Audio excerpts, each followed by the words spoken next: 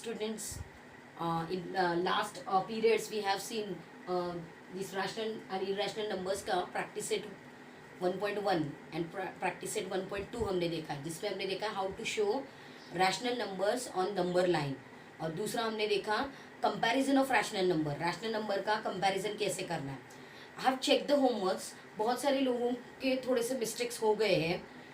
उन्होंने directly answers लिख दिए हैं smaller than, greater than. You have to write the explanation also कि वो ग्रेटर दैन और स्मॉलर दैन कौन सा रैशनल नंबर छोटा है बड़ा है ये हमने डिसाइड किया, but you can't write only answer. Okay, you have to write all the explanation.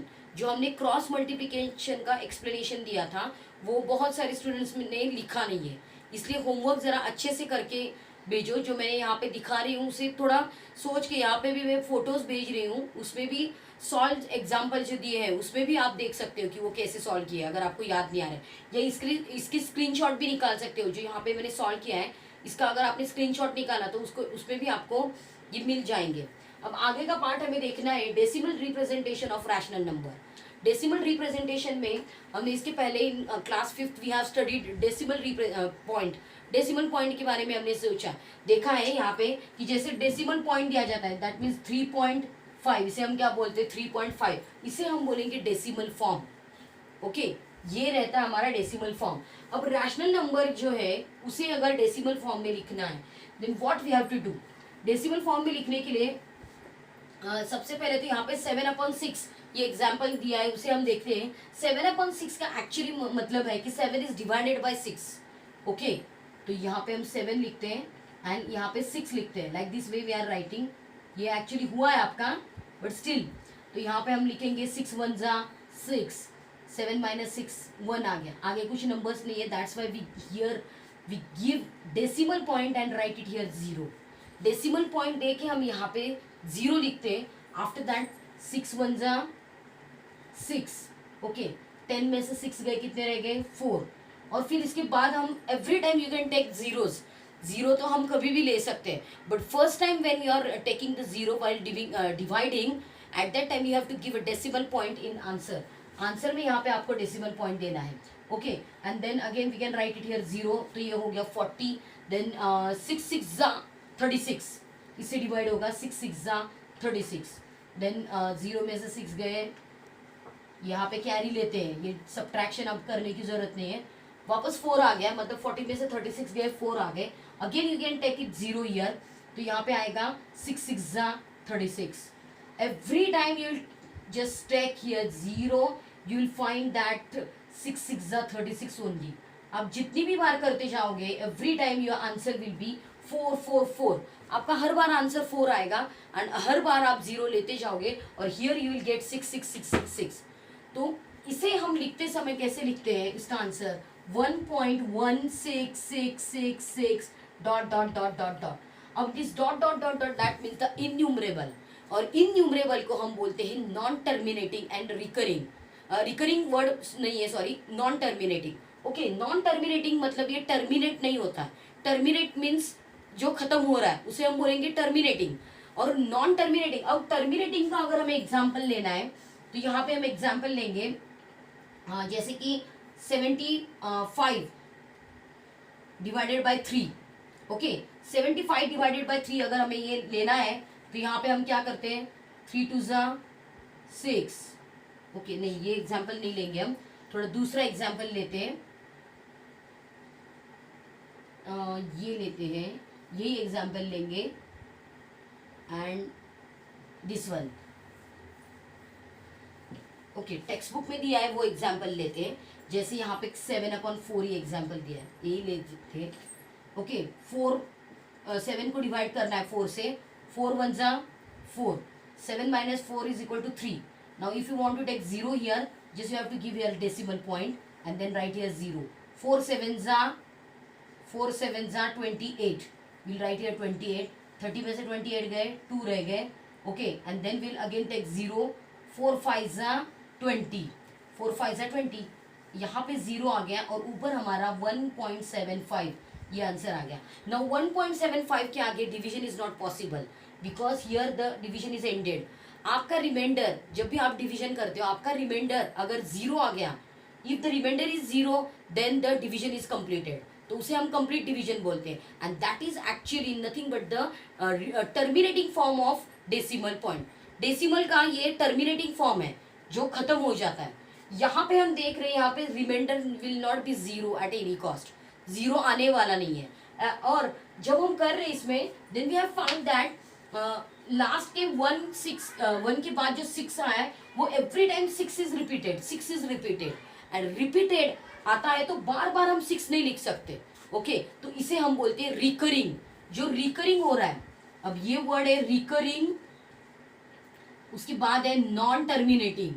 एक तो वो खत्म भी नहीं हो रहा है और वो ऊपर से वो खत्म नहीं हो रहा है, इसीलिए तो वो रिकरिंग है। It is recurring because it is not going to finish, the division is not going to finish. So what is repeating, क्या रिपीट हो रहा है, उसके ऊपर आपको एक वर्ड हॉरिजेंटल लाइन बनानी है। जो नंबर्स उसके ऊपर रिपीट होने वाले हैं उसे हम लाइन बनाते हैं, और अगर सिंगल नंबर होगा तो उसके ऊपर हम डॉट लिखेंगे। दैट मीन यहाँ पे हमारा 6 ये नंबर रिपीट हो रहा है बार बार, तो हम 6 के ऊपर डॉट लिखेंगे, तो हमारा आंसर हम ऐसे भी लिख सकते हैं 1.16, एंड उसके ऊपर आपको ये डॉट लिखना है। इस डॉट की वजह से ये समझ में आता है कि 6 is going to repeat all the time, ये 6 जो है वो रिपीट होने वाला है। So you don't need to write this dot dot dot, आपको ये डॉट डॉट लिखने की जरूरत नहीं है। So you have to write in this way. आगे के डिविजन्स हम देखते जाएंगे, तो ये हो गया non terminating and recurring. Okay, non terminating and recurring, ये हो गया टर्मिनेटिंग, और उसमें रिकरिंग का सवाल ही नहीं है, मतलब उसमें कुछ रिपीट नहीं हो रहा है। Okay, like this way you have to divide all this. Practice set में भी जो सम है वो आपको सभी ऐसे, सिर्फ डायरेक्ट आंसर नहीं चाहिए। I don't want direct answer, I am telling you. Last भी मैंने कंपैरिजन के लिए दिया था एक्सप्लेनेशन, वो आपने लिखा नहीं है। This time I am telling you have to do this division and after that you have to find this answer. उसके बाद आपको आंसर्स फाइंड आउट करने हैं, ऐसे डायरेक्ट आंसर लिखना नहीं है। टेक्स्ट बुक में यहाँ पे एग्जाम्पल जो सॉल्व किए हैं इसमें डायरेक्ट आंसर दिया है, जो आपको नॉन टर्मिनेटिंग रिकरिंग ये कंसेप्ट बताने के लिए दिया है, बट आपको यहाँ पे डिवीजन करना है। ओके, 5/6 दिया है, तो 5/6 दिया है मतलब 5 यहाँ पे आएगा और 6 यहाँ पे आएगा। अब 6 के टेबल में तो 5 है नहीं, तो हम यहाँ पे 0 से डिवाइड करेंगे। 6 0 0, तो ये आ गया 5। Now we want here 0। अगर हमें यहाँ पे 0 लिखना है तो यहाँ पे आपको डेसिमल पॉइंट देना है। अब 6 का टेबल बोलना है। 6 6 36, 6 8 अगर आप देखोगे तो 48 है। 6 8 48, 50 में से 48 गए, कितने रह गए 2। Again you can take 0। 6 3 18। Okay, ये डिवीजन में फास्ट कर रही हूँ थोड़ा, ये आपको डिवीजन आता होगा ये सोच के हम कर रहे हैं। ओके, अब उसके बाद यहाँ पे रिमाइंडर आ गया 2, then again you will take 0 and then 6 3 18, again 20, 6 3 18। इसका मतलब इसमें रिपीट होने वाला number, sorry I am so sorry, 2 आएगा। तो ये खत्म नहीं हो रहा है division, so this is non terminating. And what is the number which is repeatedly coming? 3 is the number which is repeatedly going to come. तो 3 नंबर के ऊपर आपको डॉट लिखना है। That means will write the answer in this way. The 5/6 is equal to 0.83, and instead of this हम लिखेंगे 0.83 और उसके ऊपर dot. That means non terminating and recurring. Okay, this is decimal representation. So ये ऐसे वे में आपको डेसिमल रिप्रेजेंटेशन दिखाना है, उसके साइड में ये डिवीजन करना है और फिर आपको आंसर फाइंड आउट करना है। नेक्स्ट दिया है -5/3।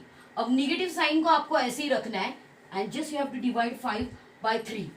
5/3, तो यहाँ पे आएगा 3 1 3, 5 में से 3 गए, 2 रह गए।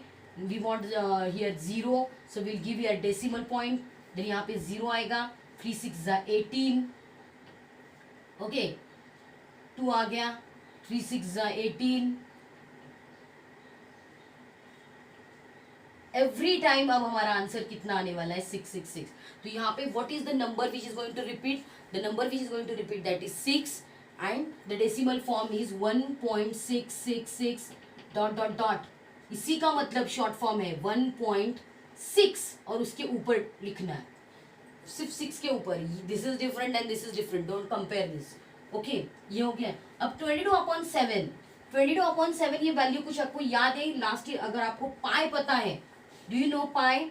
दिस पाई, ये पाई हमने area of circle pi r square and circumference of the circle is equal to 2 pi are.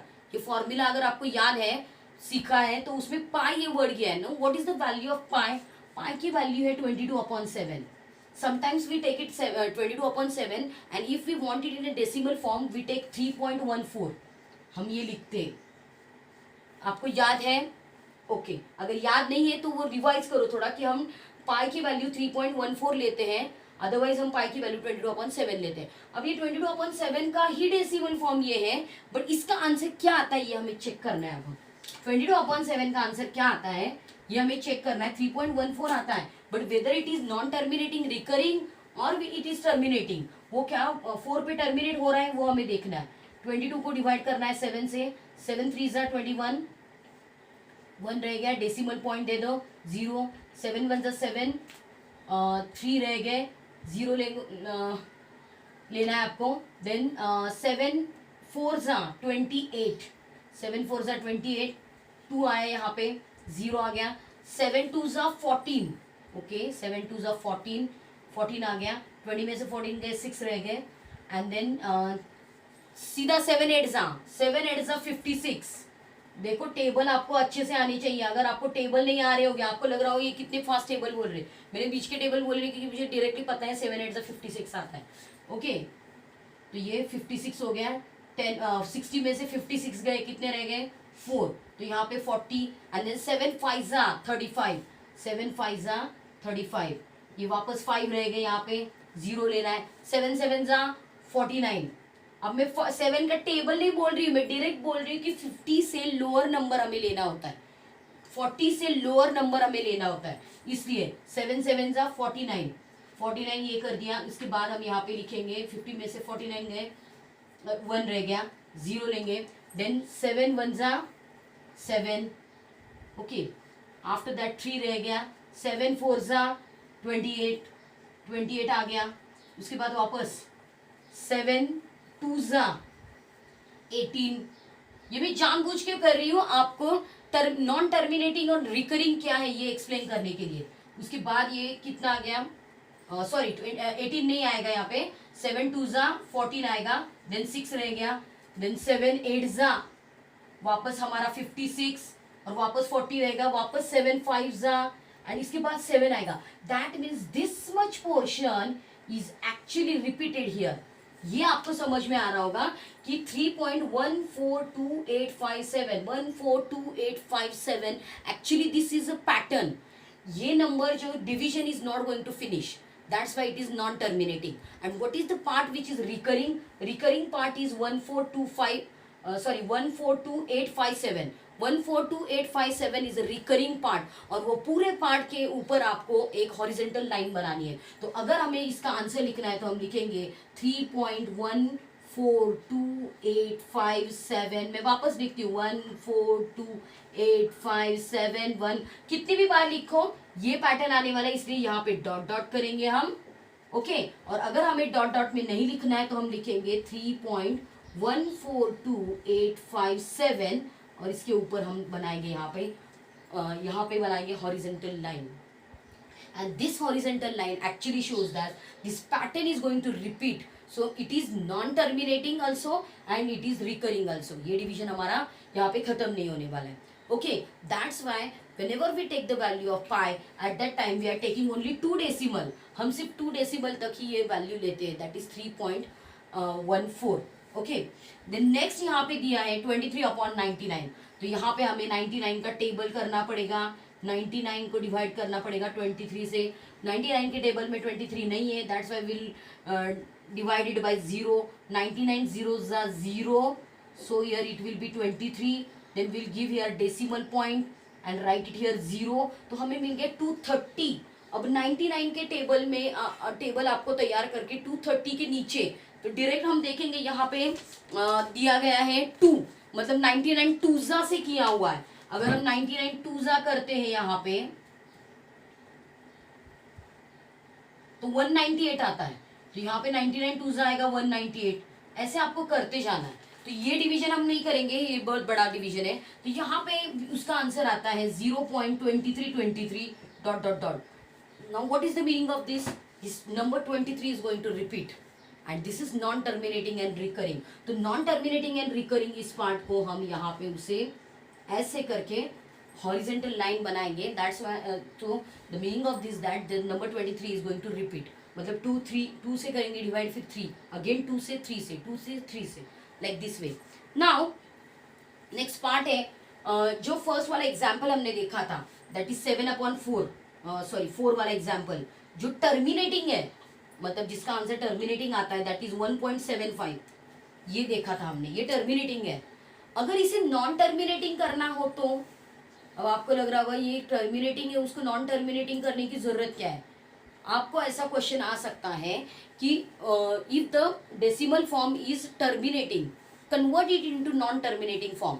Non terminating form में कन्वर्ट करने के लिए हमें नंबर रिपीट की जरूरत है ना और डिवीजन भी खत्म नहीं होना चाहिए. लेकिन यहाँ पे हमारा रिमाइंडर 0 आया तो जानबूझ के हम क्यों इसे करें. तो हमें करना कुछ नहीं है, हमें सिर्फ 0 लिखना है. Just you have to write it here 0 okay और 0 के ऊपर डॉट दे दो. मतलब 0 कितनी भी बार रिपीट होने दो, लेट इट रिपीट. 0 को रिपीट होने दो तो 0 रिपीट होगा तो ये हो गया उसका नॉन टर्मिनेटिंग रिकरिंग फॉर्म. पहले ये था रिकरिंग रिकरिंग नहीं सॉरी टर्मिनेटिंग था और बाद में ये हो गया 1.75 0 लिखना है उसके ऊपर डॉट देना है सिर्फ. ये हो गया non terminating recurring. Do you understand. Now in practice set 1.3 यहाँ पे दिया है write the following rational numbers in decimal form. नीचे दिए गए नंबर्स जो है रैशनल नंबर्स उसे डेसिमल फॉर्म में लिखना है. Again I am repeating don't write only answer like this. Answer लिखना नहीं, you have to do this division and then find out the answer. क्योंकि इसके आंसर पीछे दिए आप पीछे से लिख देते हो मुझे पता है but you have to do this division. Division करोगे तभी मैं उसको करेक्ट बोलूंगी और हर बार चेक करना भी पॉसिबल नहीं होता. इतनी सारी गलतियां हो गई तो बाद में चेक करने के लिए भी मुश्किल हो जाता है. तो यहाँ पे ये जो एग्जाम्पल्स दिए 9/37 18/42 9/14 -103/5 -11/13. तो ये जो है यहाँ पे ये आपको करने. अब निगेटिव साइन जब आता है अब यहाँ पे भी एक निगेटिव वाला एग्जाम्पल है सिर्फ यहाँ पे एक निगेटिव देना रह गया हमारा. ठीक है -5/3 होगा तो ये निगेटिव साइन सिर्फ उसको जाएगा इतना ही चेंज है. So you have to solve practice set 1.3 हमें सॉल्व करना है. अब मैं ये सोच रही हूँ कि क्योंकि ये पार्ट बहुत छोटा सा हो गया हमारा एक्सप्लेनेशन तो सोच रही हूँ कि ये आगे का पार्ट भी यहाँ पे कवर अप कर लूँ दैट इज इर्रेशनल नंबर. तो इससे हमारा ये चैप्टर खत्म हो जाता है. Okay just a second I'll rub this and we'll see next part. okay तो next part में irrational numbers है. rational numbers का representation तो हमने number line पे देख लिया है how to represent rational number. now you have to show irrational number on number line. अब ये सोचा था मैंने कि मैं अभी लूँगी लेकिन अभी मैंने देखा ये थोड़ा सा लेंदी हो जाएगा हमारे वीडियो तो ये अगले नेक्स्ट पीरियड में हम देखेंगे कि how to represent irrational number. लेकिन उसके पहले हमें इर्रेशनल नंबर्स क्या है ये पता होना बहुत जरूरी है. √2 √3 √5 √7 ऑल दीज आर एक्चुअली ये कंप्लीट स्क्वायर रूट नहीं है. इसका कोई भी कंप्लीट स्क्वायर रूट नहीं है. अगर हमें स्क्वायर रूट के अंदर 4 लिखना है तो what is the square root of 4 2 आता है. ठीक है तो ये इर्रेशनल नंबर नहीं हो जाता है. जिसका कंप्लीट स्क्वायर आता है वो इर्रेशनल नहीं है. ओके तो ये कौन से नंबर्स हैं जिसका कंप्लीट नहीं आता है. √2 ये कंप्लीट स्क्वायर नहीं है इसे हमें पता नहीं है. √3 नहीं है. तो ऐसे बहुत सारे हमें मिल जाएंगे. ये सभी नंबर्स को हम इर्रेशनल नंबर्स बोलते हैं जो जिसका स्क्वायर रूट नहीं आएगा. ओके ये थोड़ा सा आपको ध्यान में रखना है आगे के लिए. और एक चीज आपको थोड़ा सा पाइथागोरस थ्योरम को रिवाइज करना है. Pythagoras theorem which is related to right angle triangle.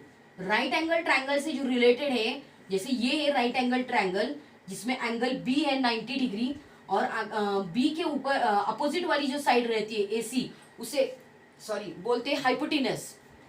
Word याद है आपको हाइपोटेनस. तो एसी इज हाइपोटेनस हियर. तो यहाँ पे according to Pythagoras theorem hypotenuse square is equal to 1 side square plus 2 side square और side 2 square like this. Okay मतलब पहले साइड का स्क्वायर. तो हाइपोटेनस मतलब 90 डिग्री के अपोजिट वाली side that is AC.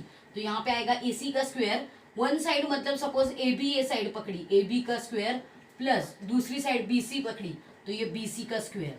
Okay, so this is Pythagoras theorem. इसे थोड़ा रिवाइज करो. ओके, और आगे के टाइम में हम आगे के चैप्टर पीरियड में हम देखेंगे how to show irrational numbers on number line. उसके लिए आपको ज्योमेट्रिक जो मटेरियल है उसकी ज़रूरत पड़ेगी. Okay, thank you.